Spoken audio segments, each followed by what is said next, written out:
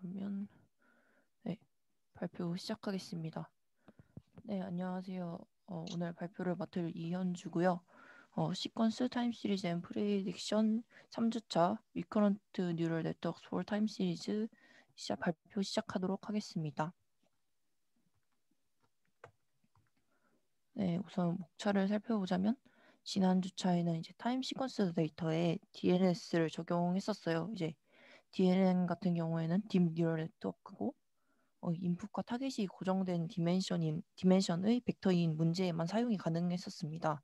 네, 그런 단점이 존재했는데 시퀀스 데이터 같은 경우에는 이제 이번 주차에도 다를 건데 사실 인풋과 타겟의 길이에 대한 정보가 미리 주어지지 않아요. 그래서 이제 이번 주차에는 그걸 적용시킬 수 있는 좀 더 플렉시블한 이제 타임 시퀀스 데이터에 이제 좀 더 플렉시블한 RNS와 LSTM을 적용할 겁니다. 이제 RNN은 모든 시퀀스들을 처리 가능하다고 하네요.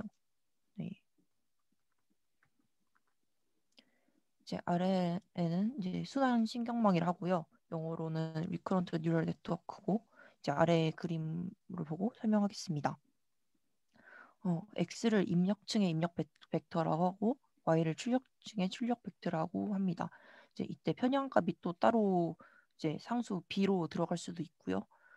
일단 RNN에서 은닉층에서 활성화 함수를 통해 결과를 내보내게 되는데요. 그런 역할을 하는 노드를 이제 셀이라고 합니다.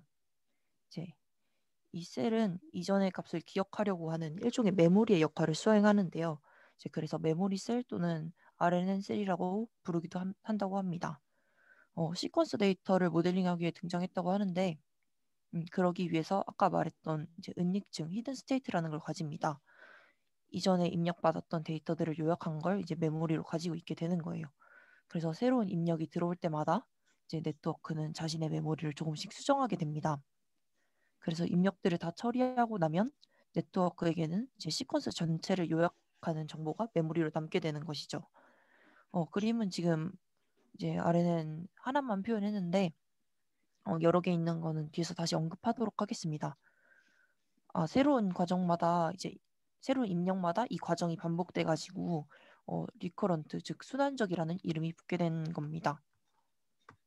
네, 다음. 그림을 보면 이제 이건 리커런트 레이어가 두 개가 있고 마지막에 아웃풋을 내보내는 댄스 레이어가 하나가 있는 RNN인데요. 이제 맨 밑에 인풋 윈도우를 보면 RNN에게 시퀀스의 배치들을 인풋으로 주고 이제 폴캐스트 배치를 이제 예상한 배치를 아웃풋으로 출력해 될 거예요. 이제 맨 밑에 보면 인풋 윈도우의 쉐이프를 보면 이제 인풋이 배치 사이즈, 타임 스텝, 그리고 딤스 이렇게 3 디멘션을 가지고 있어요. 딤스 같은 경우에는 각 타임 스텝에서 인풋의 디멘셔널리티를 뜻한다고 합니다. 이 그림은 유니버라이어트 타임 시리즈라고 하는 건데요. 유니버라이어트 같은 경우에는 단변량이라고 여기 보면 폴캐스트 Y가 하나인데 결과값 Y가 하나인 걸 그렇게 유니버라이어트라고 말한다고 합니다. 여면 멀티버라이어트 다변량이라고 한다네요. 네, RNN이 어떻게 작동하는지 다음 그림을 보면서 설명하겠습니다. 지금 이렇게 빨간 박스로 표시된 하나하나가 이제 타임 스텝을 뜻하게 되는데요. 지금 같은 경우에는 30개의 타임 스텝을 받았을 경우입니다. 네, 메모리 셀은 이제 해당 스텝에서 인풋 밸류를 받아옵니다. 인풋 밸류 같은 경우는 밑에서 지금 들어오고 있는 x0이고요. 그리고 이전 스텝으로부터 히든 스테이트를 받아와야 하는데 이제 맨 처음에는 이전 스텝이 없기 때문에 0을 받게 됩니다. 이 스텝에서 이제 셀 내부에서 컴퓨팅을 거쳐서 출력을 내보냅니다. 그림에서 보면 Y0가 나간다는 걸 알 수 있습니다. 이제 H0 같은 경우에는 앞서 말했던 이제 히든 스테이트인데 다음 스텝으로 들어갑니다. 이 H0는 이제 특별한 연산을 거치기도 하고 아니면 이제 Y0를 그대로 넣는 경우도 있다고 합니다. 그러면은 이제 간단한 RNN이라고 부른다고 합니다. 그리고 다이어그램을 보면 여기서 메모리 셀이 지금 여러 개가 있는 걸 알 수 있는데 이 메모리 셀들은 다 같은 셀이고요. y 값을 아웃풋을 출력해내기 위해서 레이어에서 반복적으로 사용이 됩니다. 네, 이렇게 다음 H0와 X1이 다음 스텝에 이제 메모리 셀로 들어가서 이제 Y1을 만드는 그 다음 스텝입니다. 그래서 이게 계속 반복되면서 이제 H1과 X2가 Y2를 만들고 이제 H2와 X3가 Y3를 만들고 이런 식으로 해가지고 끝까지 작업을 하고요. 타임 스텝이 30이었으니까 아까 이제 Y0부터 Y29까지 이제 30개의 아웃풋을 만들어내게 됩니다.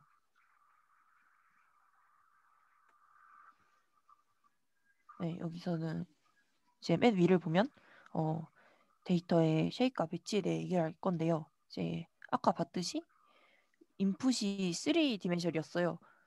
배치 사이즈가 4고 지금 여기서 정한 거는 배치 사이즈가 4고 타임 스텝이 30이고 딤스는 1이라 가지고 이제 쉐입은 우선 4 곱하기 30 곱하기 1이고 이제 각 메모리 셀마다 들어가는 거는 이제 4 곱하기 1 매트릭스가 됩니다. 이제 아래 박스 친 걸 보면요.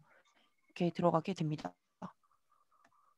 그래서 이제 Y0 각 아웃풋을 보면은 지금 같은 경우에는 메모리 셀이 3개의 뉴런으로 구성이 되어 있다고 가정을 한 거고요.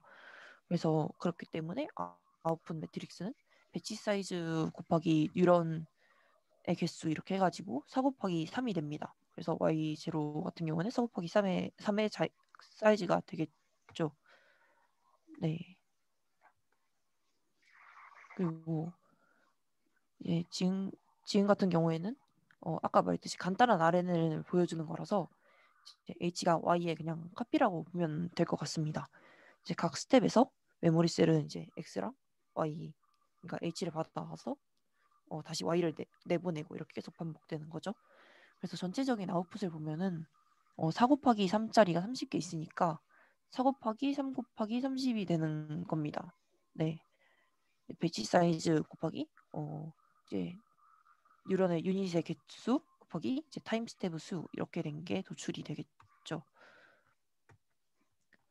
네, 이제 앞서 했던 거는 Y0부터 Y29까지 다 내보냈었는데 이제 지금 같은 경우는 Y29만 내보내고 있어요. 이제 이런 거를 시퀀스 투 벡터라고 부르고요. 네, 시퀀스를 넣었기 때문에 이제 각 타임 스텝마다의 출력은 이제 궁금하지 않을 수가 있어요. 그래서 이제 Y29만 궁금한 경우에는 이제 나머지가 궁금하지 않기 때문에 이렇게 부르는 거를 쓴다고 합니다. 현실에서는 보통 이제 앞의 경우가 아닌 이런 경우를 쓰기 때문에 텐서플로우에서도 이런 경우가 디폴트라고 합니다. 네, 이제 코드를 보면서 설명하겠습니다. 이거 같은 경우에는 지금 코드와 그림을 보면 알 수 있듯이 지금 심플 RNN을 2개를 쌓았고요. 이제 밑에서부터 입력이 들어오는 거니까 이제 코드에서는 위에서부터 보고 이제 그림에서는 밑에서부터 보시면 됩니다. 우선 이제 심플 RNN의 20을 보면은 이제 은닉 노드 개수가 이제 20개인 RNN 셀을 만들겠다는 뜻이에요. 네, RNN에서 이제 20개의 노드가 출력이 되면은 이제 마지막에 이제 댄스를 이용해서 하나로 묶어줄 수 있겠죠. 네, 그리고 유닛이 그거고 이제 리턴 시퀀스 같은 경우에는 이제 아래에 있는 그림에 있는 거는 true로 줬어요.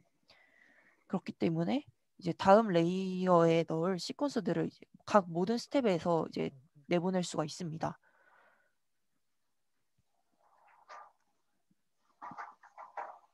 네, 두 번째 레이어 같은 경우에는 이제 그거를 true로 이제 주지 않았기 때문에 이제 아까 말씀드린 디폴트인 걸로 이제 마지막 하나만 이제 댄스 레이어에 넣어주고 있어요.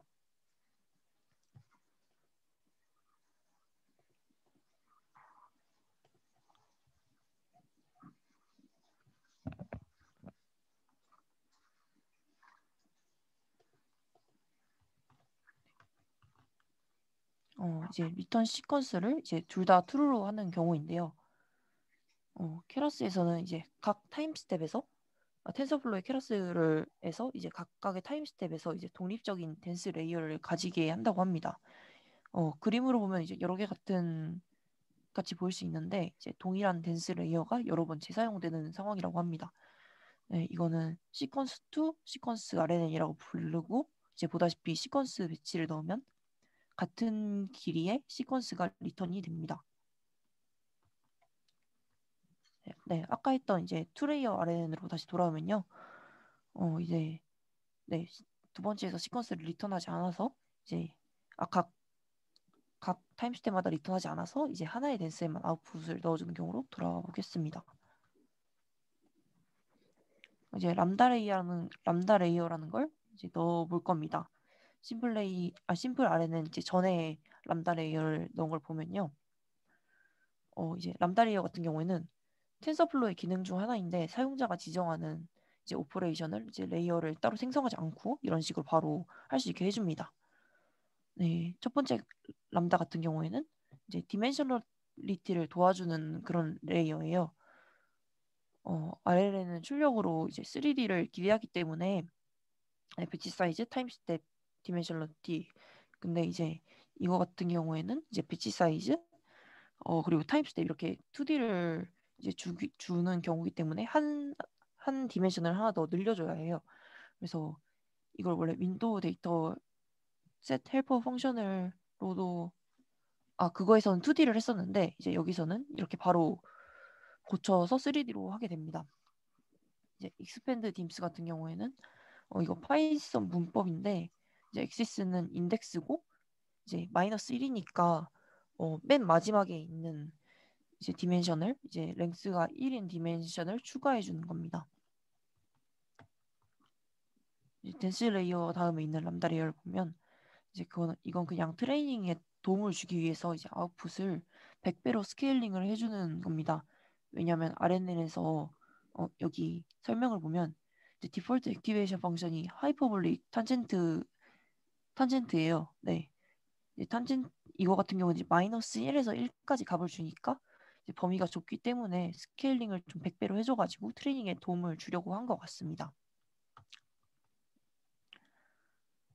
네, 이건 각각 40개의 셀이 있는 이제 두 개의 RNN으로 구성된 거고요. 여기를 보면은 네, 뉴럴 네트워크를 이제 옵티마이즈 하려고 이제 람다 함수를 이용해서 이제 러닝 레이터를 바꿔주었고요.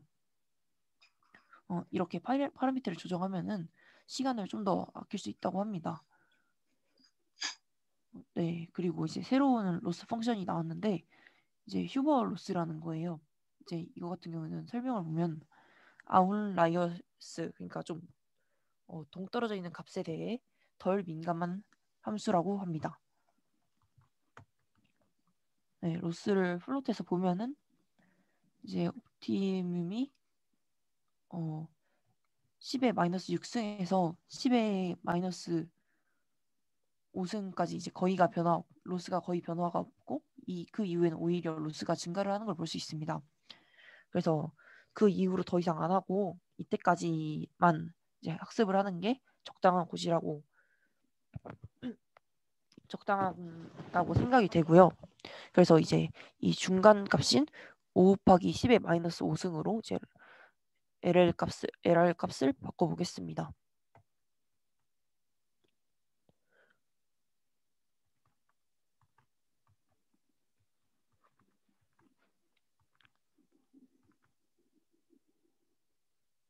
이거는 이제 바꾸기 전에 만든 그래프, 바꾸기 전에 이제 플롯을 한 거고요.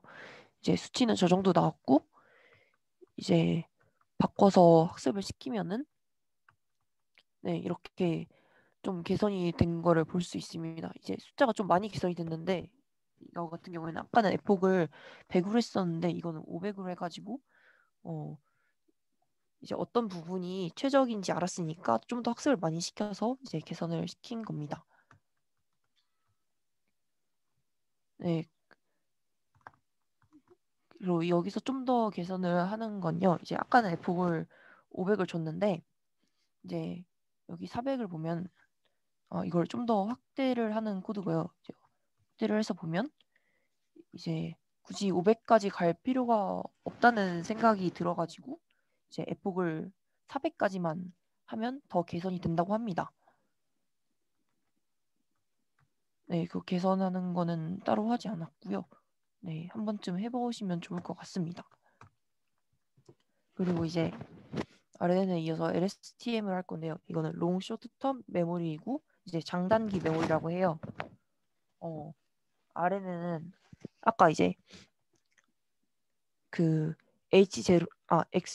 Y0가 이제 H0로 그대로 들어갔었잖아요. 그래서 이제 출력 결과가 이전의 계산 결과에 의존한다는 이제 단점이 RNN에게 있었어요. 이제 이로 인해 타임 스텝이 길어질수록 이전의 정보가 뒤로 충분히 전달되지 못한다는 단점이 발생을 합니다. 예를 들자면 어제의 정보랑 한 달 전의 정보가 있으면 이제 한 달 전의 정보가 오늘의 정보를 예측하는데 영향을 덜 미치게 되는 것이죠. 그래서 이제 LSTM 같은 경우에는 셀 스테이트를 추가해서 이제 히든 스테이트를 계산하는 방식을 좀 더 복잡하게 만듭니다. 네, 그러면 좀 더 정확하게 할 수 있겠죠. 긴 러닝 프로세스 동안 콘텍스트를 캐리할 수 있기 때문에 더 정확한 시간적 데이터를 예측할 수 있게 됩니다. 네, 이 그림을 보면요. 이제 LSTM은 셀 스테이트라는 걸 둬가지고 전체적인 트레이닝 주기 동안 이제 계속 전달을 해줍니다. 타임 스텝마다 이제 쫙 전달을 해주고요. 그래가지고 정보가 유지가 잘 됩니다. 즉 좀 이전에 들어온 데이터도 RN에서보다는 이제 영향을 좀 더 갖게 되는 것이죠. 이거 같은 경우에는 아까는 이제 단방향이었는데 지금은 양방향이에요. 이제 바이디렉셔널이라고 텐서플로우에서는 쓰이고요. 이전의 것만 아니라 다음 것에게도 이제 영향을 받는 그런 이제 LSTM입니다. 이제 글을 읽을 때도 문맥을 위해 단어 앞뒤를 보듯이 이거 같은 경우에도 이제 수적인 경우에도 이제 시퀀스에도 유용하게 쓰인다고 합니다. 네, 이제 LSTM을 하면요. 이제 맨 처음에 보면은 텐서플로우 케러스 백엔드 클리어 세션이 있는데 이거 같은 경우에는 아까 썼던 게 이제 뭐 아까 썼던 모델 같은 게 있기 때문에 리셋을 해주는 세션을 클리어 해가지고 리셋을 해주는 이제 코드입니다. 다음 모델에게 영향을 안 끼치도록. 그리고 이제 이거 같은 경우에는 아까랑 코드는 같은데 이제 여기 보면 빨간 부분 바이 디렉셔널이고요. 이제 LSTM 레이어를 한 개를 넣고 돌린 상황입니다. 네. 그러면 이 정도 값이 나오고요. 이제 두 개를 넣고 돌려보도록 하겠습니다. 이거 같은 경우에는 이제 그 첫 번째 레이어가 두 번째 레이어에게 각 타임 스텝마다 시퀀스 그 아웃풋을 다 집어넣어 줘야 하기 때문에 이제 리턴 시퀀스를 true로 해가지고 하는 겁니다. 이제 마지막 레이어를 제어하면은 이제 추가되는 레이어마다 다 이제 리턴 시퀀스를 true로 해줘야 합니다. 네, 이렇게 두 개를 해서 돌려봤고요. 이제 돌려보면은 네, 이제 이거 같은 경우에는 에러는 좀 높아졌는데요. 제가 한 경우에는 에러는 좀 높아지지만 시간이 좀 줄어가지고 좀 더 좋았다고 합니다. 네, 저는 잘 그걸 체감을 못했긴 했는데 네, 좀 더 그렇다고 하네요. 네, 이제 퀴즈로 넘어가겠습니다.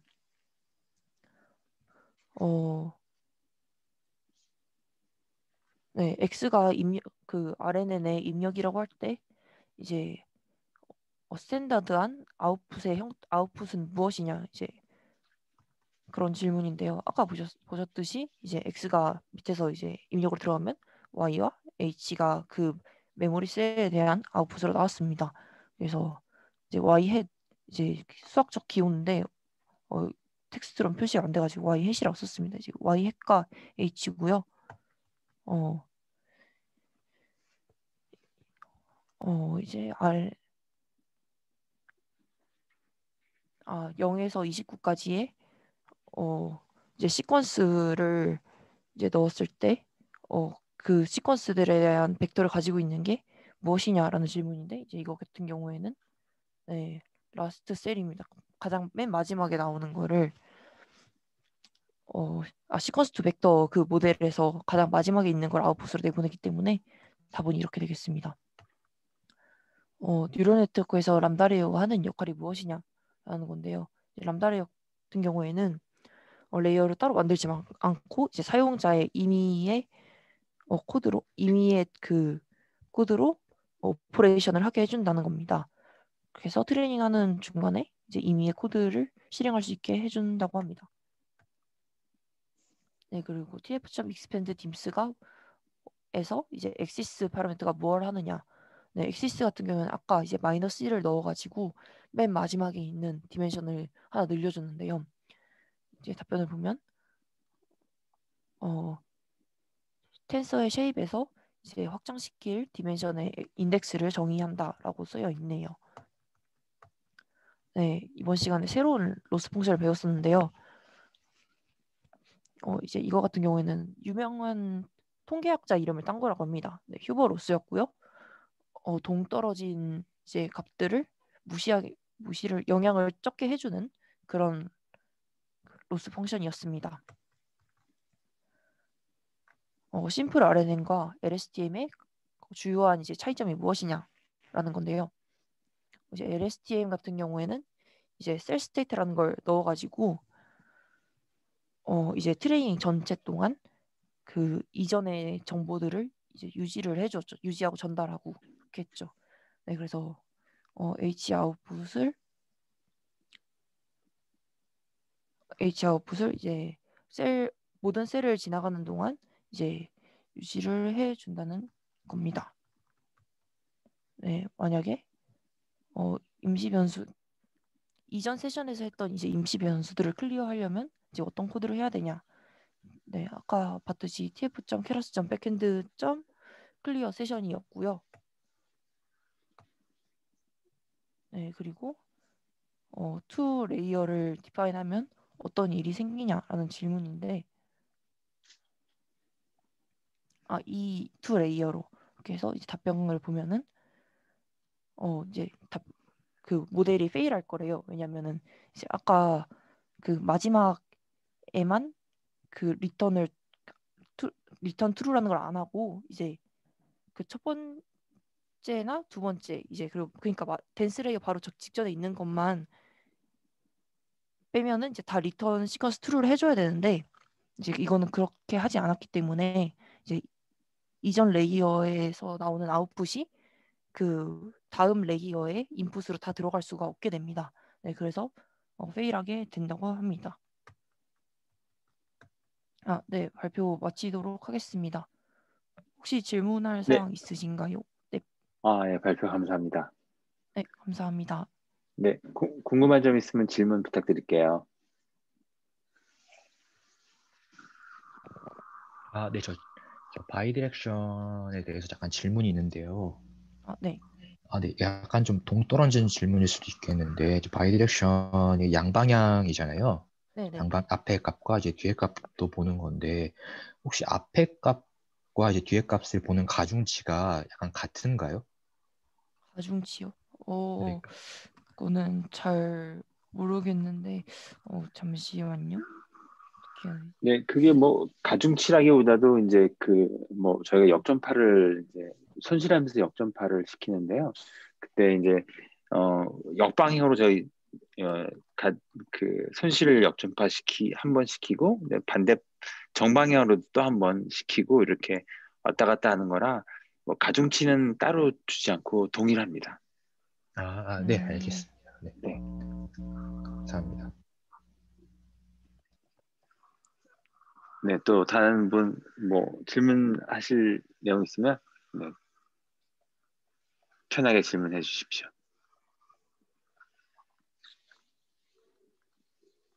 저 질문 드려도 되나요? 네, 말씀하세요. 네, 잠시만요. 이게 어디였더라?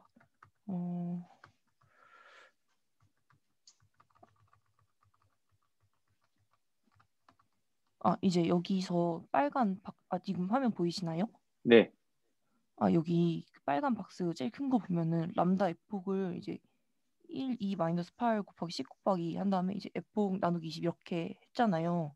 네, 이게 어떻게 나온 값인가요? 이게 이렇게 하면 잘 된다고 하는데 이제 이 값이 왜 나온 식인지 잘 이거는 예, 모르겠어가지고요. 대부분의 다른 파라미터 값들이 다 그렇듯이 그냥 경험에 의해서 적당하게 1-8승에서 곱하기 10하고 f폭을 20으로 나눠서 제곱을 하면 러닝 레이트 점점 변해가면서 좀 더 이렇게 학습이 잘 된다라는 거고요. 뭐 1-8승이 아니라 뭐 1 곱하기 10의-8승이 아니라 뭐 10의-9승을 해도 되고 10의-5승을 할 수도 있는 거고 이거는 뭐 어디 뭐 이렇게 정해진 건 아닙니다. 경험상 이 사람이 이제 여러 가지 값을 해보고 그 중에 하나를 선택한 거겠죠. 네, 알겠습니다. 감사합니다. 네, 그 밑에 있는 뭐 SGD 클래스의 러닝 레이시나 모멘텀 파라미터도 마찬가지죠. 대부분 이제 권장되는 기준값이 있지만 뭐 이리저리 바꿔보고 뭐 이 문제에 맞는 거를 뭐 고른 거겠죠. 네, 감사합니다. 네, 혹시 또 다른 질문 있으신가요?